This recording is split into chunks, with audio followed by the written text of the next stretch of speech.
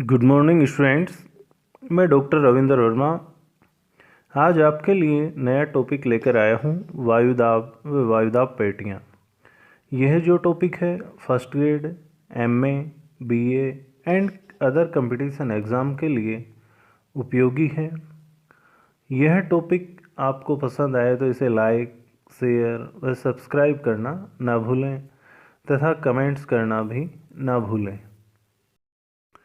वायुदाब। वायु एक भौतिक वस्तु है जिसमें विभिन्न गैसों का यांत्रिक मिश्रण पाया जाता है। वायु का स्वयं का अपना भार होता है, इसीलिए वायु धरातल पर दबाव डालती है। धरातल या सागर तल पर प्रति इकाई क्षेत्र पर स्थित वायुमंडलीय परतों पर पड़ने वाले भार को वायुदाब कहते हैं। यानी धरातल या सागर तल पर प्रति इकाई क्षेत्र पर स्थित वायुमंडलीय परतों पर पड़ने वाले भार को वायुदाब कहते हैं। इसी प्रकार निरंतर बढ़ता हुआ वायुदाब स्वच्छ मौसम तथा गिरता हुआ वायुदाब आर्द्र मौसम की भविष्यवाणी करता है। कहने का मतलब ये है कि यदि वायुदाब घट रहा है तो हम कह सकते हैं कि मौसम स्वच्छ होगा, यदि वायुदाब बढ़ रहा है तो हम कह सकते हैं कि मौसम आर्द्र होगा। प्रति वर्ग सेंटीमीटर पर 1000 ग्राम वायुदाब पाया जाता है। प्रति वर्ग इंच पर 14.7 पाउंड वायुदाब पाया जाता है। सागर तल पर औसत वायुदाब 29.92 इंच या 76 सेंटीमीटर या 1013.25 मिलीबार वायुदाब पाया जाता है। कहने का मतलब ये है कि सागर तल पर जो औसत वायुदाब पाया जाता है वो पाया जाता है 1013.25 मिलीबार। इंच में देखें तो 29.92 इंच और सेंटीमीटर में यदि हम देखें तो वायुदाब 76 सेंटीमीटर पाया जाता है। सागर तल पर समान वायुदाब वाले स्थानों को मिलाने वाली रेखा को समदाब रेखा कहते हैं। यानी सागर तल पर समान वायुदाब वाले स्थानों को मिलाने वाली रेखा को समदाब रेखा कहा जाता है। सर्वप्रथम वायुदाब का अनुभव ओटो वान गेरिक ने 1651 में किया। यानी वायुदाब का सर्वप्रथम अनुभव ओटो वान गेरिक ने 1651 में किया। इसी प्रकार मिलीबार को दाब इकाई के रूप में सर्वप्रथम प्रयोग बर्कनीज महोदय ने किया। यानी मिलीबार जो दाब इकाई है उसका सर्वप्रथम प्रयोग बर्कनीज महोदय ने किया। इससे आगे आता है वायुदाब के वितरण को प्रभावित करने वाले कारक। वायुदाब के वितरण को कई कारक प्रभावित करते हैं, जिसमें फर्स्ट आता है तापमान। तापमान वायुदाब को प्रभावित करने वाला एक प्रकार से प्रमुख कारक है। जब तापमान अधिक होता है तो वायुदाब कम होता है, जब तापमान कम होता है तो वायुदाब अधिक होता है। तो इस प्रकार हम कह सकते हैं कि तापमान और वायुदाब का विपरीत संबंध पाया जाता है। सेकंड आता है ऊंचाई। ऊंचाई भी वायुदाब को प्रभावित करने वाला एक प्रकार से प्रमुख कारक है। धरातल से ऊंचाई की ओर जाने पर प्रति 300 मीटर पर 34 मिलीबार की दर से वायुदाब में गिरावट आती है। यानी धरातल से ऊंचाई की ओर जाने पर प्रति 300 मीटर पर 34 मिलीबार की दर से वायुदाब में गिरावट आती है। इसी प्रकार 5500 मीटर की ऊंचाई पर वायुदाब घटकर 50% और 11000 मीटर की ऊंचाई पर वायुदाब घटकर 25% रह जाता है। सेकंड आता है स्थलीय व जलीय क्षेत्र। दिन के समय स्थल भाग जल्दी गर्म हो जाते हैं, इसलिए तापमान की अधिकता के कारण वायुदाब कम पाया जाता है। जबकि जलीय भाग दिन के समय कम तापमान के कारण वहाँ उच्च वायुदाब पाया जाता है। इसी प्रकार रात्रि के समय स्थलीय भाग जल्दी ठंडे हो जाते हैं, जबकि जलीय भाग देर से ठंडे होते हैं। इसलिए रात्रि के समय स्थल भाग में न्यून तापमान के कारण उच्च वायुदाब, जबकि जलीय भाग में अधिक तापमान के कारण न्यून वायुदाब पाया जाता है। तो इस प्रकार स्थल व जलीय क्षेत्र भी वायुदाब के वितरण को प्रभावित करते हैं। इससे आगे आता है पृथ्वी की गतियाँ। पृथ्वी की गतियां भी वायुदाब के वितरण को प्रभावित करने वाला एक प्रकार से प्रमुख कारक है। पृथ्वी की घूर्णन गति के कारण 30 से 35 डिग्री अक्षांशों के मध्य वायु के अवतलन के कारण उच्च वायुदाब पाया जाता है, जबकि पृथ्वी की घूर्णन गति के कारण ही 60 से 65 डिग्री अक्षांशों के मध्य वायु के अपसरण के कारण न्यून वायुदाब पाया जाता है। तो इस प्रकार पृथ्वी की गतियां वायुदाब के वितरण को प्रभावित करती हैं। इससे आगे आता है आर्द्रता। आर्द्रता भी वायुदाब के वितरण को प्रभावित करने वाला एक प्रकार से प्रमुख कारक है। जहां आर्द्रता की मात्रा अधिक होती है वहां वायुदाब कम पाया जाता है। जहां आर्द्रता की मात्रा कम होती है वहां वायुदाब अधिक पाया जाता है। तो इस प्रकार आर्द्रता भी वायुदाब के वितरण को प्रभावित करने वाला एक प्रकार से प्रमुख कारक है। तो ये थे वायुदाब के वितरण को प्रभावित करने वाले प्रमुख कारक: तापमान, ऊंचाई, स्थल व जलीय क्षेत्र, पृथ्वी की गतियाँ आदि। इससे आगे आता है वायुदाब पेटियाँ। ग्लोब पर वायुदाब पेटियों का असमान वितरण पाया जाता है।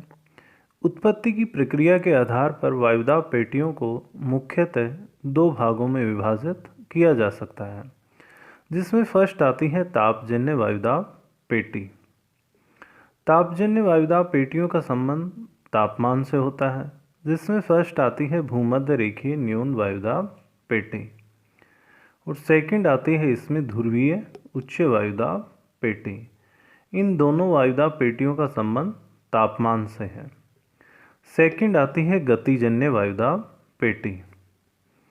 गतिजन्य वायुदाब पेटियों में उपोष्ण उच्च वायुदाब पेटी और उपध्रुवीय न्यून वायुदाब पेटी आती हैं। इन दोनों पेटियों का संबंध पृथ्वी की घूर्णन गति से है, इसीलिए इन्हें गतिजन्य वायुदाब पेटियां भी कहा जाता है। ग्लोब पर वायुदाब पेटियों का वितरण। ग्लोब पर वायुदाब पेटियों का असमान वितरण पाया जाता है, जिसमें फर्स्ट आती है आपकी भूमध्य रेखीय न्यून वायुदाब पेटी। सेकंड आती है उपोष्ण उच्च वायुदाब पेटी, जिसका विस्तार 30 से 35 डिग्री अक्षांशों में पाया जाता है। थर्ड है उपध्रुवीय न्यून वायुदाब पेटी, जिसका विस्तार दोनों गोलार्धों में 60 से 65 डिग्री अक्षांशों के मध्य पाया जाता है। और अंत में आती है ध्रुवीय उच्च वायुदाब पेटी, जिसका विस्तार दोनों ध्रुवों के चारों ओर पाया जाता है। फर्स्ट आती है भूमध्य रेखीय न्यून वायुदाब पेटी। भूमध्य रेखीय न्यून वायुदाब पेटी का विस्तार दोनों गोलार्धों में 5 डिग्री उत्तरी अक्षांश से लेकर 5 डिग्री दक्षिणी अक्षांशों के मध्य पाया जाता है। इस पेटी में वर्ष भर उच्च तापमान पाया जाता है, जिस कारण यहाँ न्यून वायुदाब पाया जाता है। इसके अलावा यहाँ वायुमंडल में अधिकतम नमी भी न्यून वायुदाब के लिए जिम्मेदार है। यहाँ वायु का अपसरण होता है, इसलिए भी यहाँ वायुदाब न्यून पाया जाता है। इसके अलावा यहाँ शांत वातावरण पाया जाता है, इसलिए इस पेटी को डोल ड्रम या शांत पेटी भी कहा जाता है। तो ये थी आपकी भूमध्य रेखीय न्यून वायुदाब पेटी, जहाँ मुख्यतः तापमान की अधिकता के कारण वायुदाब न्यून पाया जाता है। सेकंड आती है उपोष्ण उच्च वायुदाब पेटी। इस पेटी का विस्तार दोनों गोलार्धों में 30 से 35 डिग्री अक्षांशों के मध्य पाया जाता है। यानी जो उपोष्ण उच्च वायुदाब पेटी है उसका विस्तार दोनों गोलार्धों में 30 से 35 डिग्री अक्षांशों के मध्य पाया जाता है। यहाँ वर्ष भर उच्च तापमान व उच्च वायुदाब पाया जाता है। यानी जो उपोष्ण उच्च वायुदाब पेटी है यहाँ वर्ष भर उच्च तापमान व उच्च वायुदाब पाया जाता है। यहाँ उच्च वायुदाब का संबंध तापमान से न होकर के पृथ्वी की घूर्णन गति से है।